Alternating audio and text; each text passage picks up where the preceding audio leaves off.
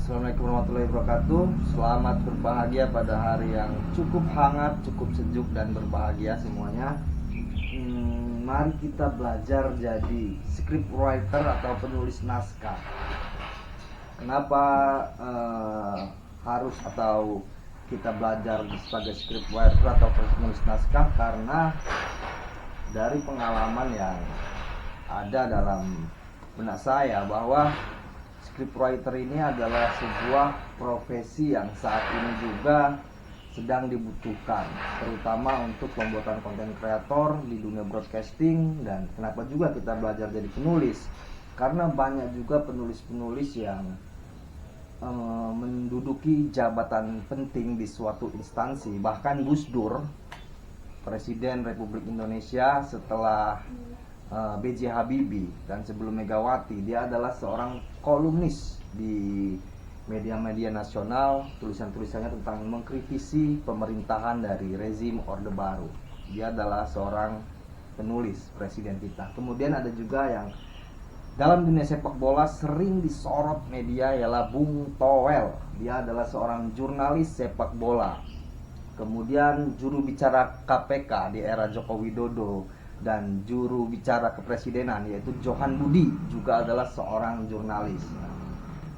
Apa itu scriptwriter? Nah, tapi lebih dulu kita belajar apa pentingnya menjadi scriptwriter. Pertama dari pengalaman bahwa konten akan berantakan tanpa adanya naskah, dan ini juga menjadi materi-materi unggulan dari seorang konten kreator atau YouTuber yang membahas perihal konten YouTube. Pasti kalian juga yang nonton konten ini pastinya juga adalah seorang konten kreator yang membuat video pastinya kan. Nah, siapa di antara kalian yang pernah atau sering buat konten tapi bingung mau ngambil visualnya seperti apa, bingung memulainya dari mana? Yaitu karena kalian tidak memiliki atau tidak memanfaatkan peluang naskah di dalam konten kalian. Penentu pengambilan visual oleh videografer itu dari naskah. Maka di dalam sinetron, di dalam film kita sering juga kan ditulis skenarionya siapa. Nah, seorang sutradara Jaka Umbara kalau nggak salah ya, sutradara film horor. Dia juga seorang penulis skenario atau penulis jalannya cerita. Bahkan untuk penulis skenario dia kadang-kadang juga harus duduk di depan kuburan untuk meresapi sebuah renungannya untuk membuat suatu video atau film yang menarik penonton. Di sini pasti kalian juga pernah sering ngambil video tanpa naskah yang kemudian bingung. Tapi kalau kita menggunakan naskah, pasti pengambilan video itu akan lebih mudah. Kita memiliki bisa lebih terstruktur dalam pengambilan naskah. Mana bagian awal, mana bagian pembuka, mana bagian klimaks, mana bagian penutup. Seorang konten kreator walaupun videonya 30 detik sampai 1 menit pun memerlukan naskah untuk membuat konten. Apakah naskah itu penting? Ya penting, nggak penting. Ada di antara kita yang membuat konten tanpa naskah, tapi untuk membuat konten dengan adegan-adegan, konten kreator seperti di Medan ada si Joel dan Bang Amri, tentu itu menggunakan naskah. Karena tanpa naskah adegan-adegan itu akan menjadi berantakan. Dan kalau saya berbicara dengan orang film, akan membutuhkan produksi yang lebih lama. Kemudian, adakah di antara kalian yang sering buat konten video tapi nggak menggunakan naskah atau narasi, atau narasinya belakangan? Tadi udah kita bahas bahwa penting untuk naskah ini dalam dunia konten kreator. Karena konten kreator bagaimanapun juga memerlukan naskah untuk membuat konten kita itu tampak mendekati sempurna. Dalam dunia jurnalistik, kebetulan saya pribadi juga seorang presenter, meskipun tidak terlalu terkenal presenternya, presenter di TikTok, Instagram, dan YouTube. Bayangin sebuah host atau presenter maupun jurnalistik dan gosip berbicara di depan kamera tanpa adanya naskah. Ini pasti akan menjadi badut atau menjadi tertawaan netizen karena gelagapan dalam berbicara. Tidak mungkin seorang presenter itu berbicara seperti motivation yang tanpa adanya naskah, berbicara sesuai pengalaman di otaknya, itu tidak mungkin. Karena dalam dunia jurnalistik, dalam dunia gosip sekalipun, ada data-data penting yang harus disampaikan secara sempurna tanpa kesalahan satupun. Maka kita juga sering mendengar bahwa ketika si presenter kepleset lidah, dia memohon maaf, itu sudah menggunakan naskah dan masih ada kesalahan. Nah, kemudian tadi sudah dibahas di awal bahwa apa pentingnya menjadi scriptwriter atau penulis naskah. Bung Toel, jubir PSSI, dia tidak melamar, tidak ikut-ikutan Lanyala Mataliti, tapi dia diminta oleh pengurus PSSI untuk masuk ke dalam PSSI. Johan Budi, jubir KPK dan kepresidenan. Gus Dur, seorang presiden, bahkan banyak lagi di luar negeri, seorang penulis yang menjadi orang nomor satu di suatu negara. Terus bagaimana membuat naskah konten yang benar? Nah, bayangkan kalian yang masih awam dalam dunia konten atau baru memulai dunia konten. Bayangkan kalian seorang penulis naskah yang awam, tapi sudah diberikan tanggung jawab untuk membuat project konten tutorial lah. Anggap aja tutorial, project dari seorang YouTuber karena dia harus memaksimalkan waktu sebaik mungkin sehingga tidak punya waktu untuk menulis naskah, dan melihat kalian memiliki suatu potensi untuk menjadi penulis naskahnya, untuk menulis skenarionya, kalian ditunjuk dan dibayar untuk membuat naskah konten. Dari pengalaman yang ada bahwa cara awal menulis konten yaitu menggunakan teks prosedur. Apalagi konten yang kita buat adalah konten tutorial. Sekalipun bukan tutorial, teks prosedur ini memiliki peranan penting dalam membuat konten karena sesuai namanya, prosedur adalah naskah atau tulisan yang berisi langkah-langkah untuk menyelesaikan pekerjaan atau tugas. Seperti namanya itu, prosedur. Teks ini diperlukan sebagai panduan untuk membuat, menyusun hingga merangkai sesuatu. Selain membuat konten tutorial, teks prosedur ini sangat diperlukan karena pasca produksi. Jadi kita membuat suatu prosedur produksi sebelum adanya produksi. Apa aja, misalnya seorang kameramen, kita berikan prosedur sebelum produksi untuk selalu mengecek kamera, tulis apa aja. Seorang sutradara, kita buat prosedurnya sebelum melakukan produksi. Nah, sekarang kita bahas bahwa project konten dengan teks prosedur. Bayangkan kalian seorang penulis naskah dari suatu konten. Contoh simple teks prosedur dalam konten adalah tutorial mie instan. Tutorial mie instan. Lalu apa langkah selanjutnya? Ini udah ketemu nih. Project yang kita bangun udah ketemu nih. Mie instan dengan jumlah atau bayaran project 1 juta misalnya kan.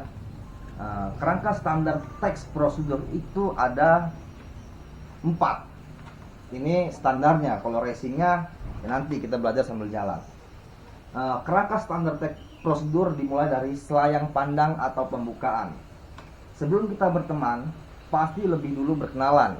Begitu juga untuk membuat konten. Kira-kira apa yang mau kita kenalkan dari diri kita sebagai pembuat konten? Sebelum kita kenalkan produk, penting juga apakah di konten ini kita menggunakan host, pembawa acara.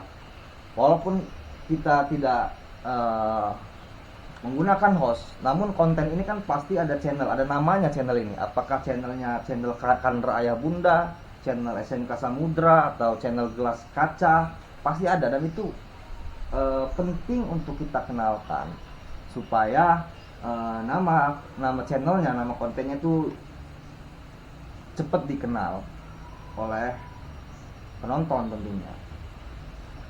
Kemudian apa yang kita kenalkan ialah bisa kita kenalkan nama kita sebagai pembawa acara atau nama kontennya seperti tadi.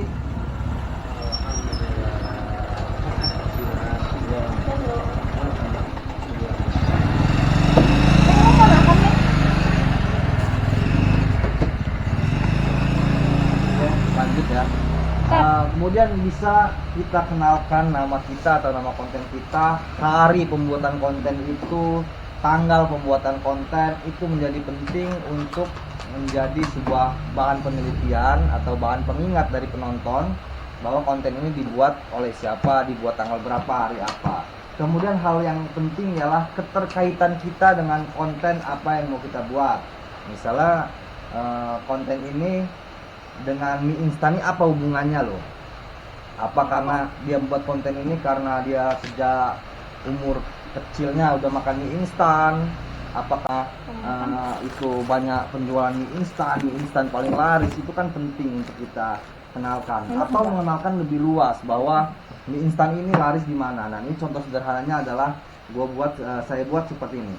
Halo, saya perempuan berusia 17 tahun bernama Ratna. Saya sudah makan mie instan sudah sejak kelas 1 SMP. Sejak saat itu saya tidak pernah mencoba mie instan selain Indomie. Nah, berarti ini adalah yang dikenalkan adalah tutorial atau teks prosedur membuat mie instan merek Indomie. Nah, langkah kedua adalah deskripsi, pengenalan produk. Penting kita tulis karena produk ini merupakan mitra kita sehingga harus detail kita kenalkan. Seorang mitra membayar kita pasti ingin yang detail, ingin yang terbaik ketika membuat proyeknya. Nah, contohnya gini, misal mie Indomie kan tadi udah kita singgung bahwa mie Indomie. Kita kenalkan kapan mie Indomie ini dibuat, tanggal berapa, tahun berapa dibuatnya sehingga penonton kita atau sasaran kita tuh tahu. Nggak cuma tahu cara membuat mie Indomie, tapi juga tahu siapa yang buat mie Indomie, kapan yang membuat mie Indomie, kapan pembuatan mie Indomie maksudnya, apa saja bahan membuat mie Indomie, apakah dari bahan yang sehat ataukah bahan yang buruk. Tapi karena ini mitra kita, tentu yang kita buat adalah bahan yang baik-baik. Kemudian varian rasa dari Indomie apa, harganya berapa, keuntungan atau penjualan per tahunnya berapa, beli mie Indomie mudahnya di mana. Intinya, lebih detail naskah yang kita buat lebih bernilai. Kemudian masuk ke 3, yaitu langkah-langkah. Dan langkah-langkah ini adalah prosedurnya. Aku makan sekarang ya, udah aku buka. Iya. Ambil. Langkah-langkah atau prosedurnya ini adalah atau panduan, langkah-langkah atau prosedurnya atau panduan atau cara membuat sesuatu dalam teks prosedur adalah bagian paling penting atau bagian inti dari teks prosedur. Percuma kita kenalkan Indomie ini dari mana, kita kenalkan konten kita apa, diri kita siapa, tapi kalau langkah-langkahnya nggak kita buat karena ini bagian intinya. Kalau di film ini adalah bagian klimaks. Tentu saja bagian langkah-langkah ini adalah bagaimana membuat langkah-langkah teks prosedur yang sesuai kaidah bahasa Indonesia. Itu yang pertama. Sebelum itu kita juga harus, kalau ini kan dalam ininya ya, dalam pembahasannya. Tapi langkah-langkah ini bagaimana membuat cara mie instan, mulai dari apa yang harus disiapin, apa yang harus lakukan, merebusnya berapa menit, menggunakan apa, itu yang penting. Namun secara pembahasan, secara bahasanya, untuk membuat teks prosedur bagi kalian yang awam adalah gunakan kalimat perintah atau kalimat imperatif, kemudian kata kerja aktif dan konjungsi kronologis. Ini standar teks prosedur untuk seorang awam, inilah panduannya. Kalau ingin yang lebih racing ya belajar dulu 1 teks prosedur, 2 teks prosedur, 3 teks prosedur, baru kemudian kita berbicara yang racing. Namun untuk kalimat perintah atau kalimat imperatif, kata kerja aktif, konjungsi kronologis ya akan kita bahas nanti setelah kesimpulan. Karena kerangka standar teks prosedur setelah langkah-langkah bagaimana membuat mie instan yang menggunakan bahasa Indonesia tadi, kemudian selanjutnya adalah kesimpulan yang terakhir menjadi kerangka standar teks prosedur. Karena ada pembuka, ada juga penutup. Begitu juga dengan teks prosedur. Begitu juga dengan konten yang kita buat. Kita sudah membuka, kita harus menutup. Kesimpulannya menjadi bagian paling mudah. Kesimpulan ini menjadi bagian yang paling mudah karena kita hanya perlu merangkum dari yang telah kita buat. Contohnya nih, contoh kesimpulannya. Hari ini kita tidak hanya gini pembukanya. Sekian pemirsa, hari ini kita tidak hanya belajar tentang cara membuat mie instan, tapi kita juga jadi paham bahwa si A adalah pencipta Indomie. Mie yang mudah kita dapat di warung-warung dan harganya sangat terjangkau karena hanya bisa dibeli dari 1.000 sampai 3.000 rupiah. Kita juga jadi lebih mudah membuat sajian berbuka puasa atau sarapan hingga makan siang. Saya Ratna, sampai jumpa kembali di konten berikutnya. Nah, itu tadi kerangka standar teks prosedur untuk kalimat perintah imperatif, kata kerja aktif, konjungsi kronologis akan kita bahas pada konten berikutnya.